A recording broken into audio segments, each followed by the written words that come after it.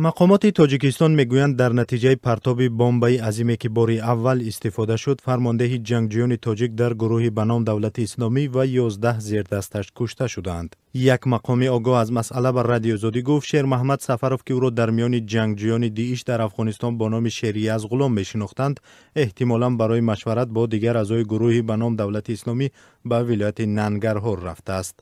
مقامات میگویند که او تا آخر سال 2016 در بدخشان پناهگاه داشته است. با گفته این مقام، شیر محمد سفروف یک سال پیش رهبری تاجیکان انتخاب شده است که در افغانستان به صف گروهی دولت اسلامی پیوستند. هم صحبت رادیو آزادی در مقامات انتظامی تاجیکستان روزی 17 اپریل گفت که خبری کشته شدن شیر محمد سفروف رهبری تاجیکان داعش تصدیق شده است و هویت 11 نفر دیگر نیز تحقیق می شود که آنها را شهروندان تاجیکستان می نامند. او نگفت که اطلاع را در این باره چگونه دریافت کردند و تایید این خبر از مقامات کشور همسایه هنوز بر رادیو آزادی میسر نشده است. وزارت دفاع افغانستان گفته است که در میان کشته شده ها خارجیان از جمله جنگجویان ازبک نیز هستند.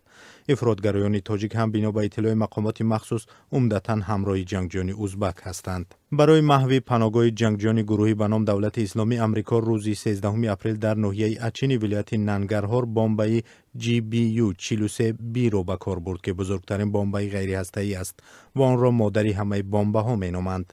در نتیجه این ضربه به گفته مقامات افغانستان 100 جنگجو و از جمله تندروانی خارجی کشته شدند. شیر محمد سفروف 48 ساله برادر نظر محمد سفروف پالکونیک وزارت مدافع تاجیکستان است که ماه سپتامبر سال 2015 با گمان دست داشتن در آشوب گروه عبدالحلیم نظرزاده بازداشت شده بود. او تا زمان این حادثه در ناحیه فردوسی شهر دوشنبه زندگی میکرد. نادر سلیموف وکیل محله‌ای که شیر محمد آنجا زندگی میکرد 17 اپریل بر رادیو آزادی گفت تیر ماه سال 2015 او از محله غیب زد و نزدیکانش گفتند که برای زندگی به یزغلام ونج رفته است.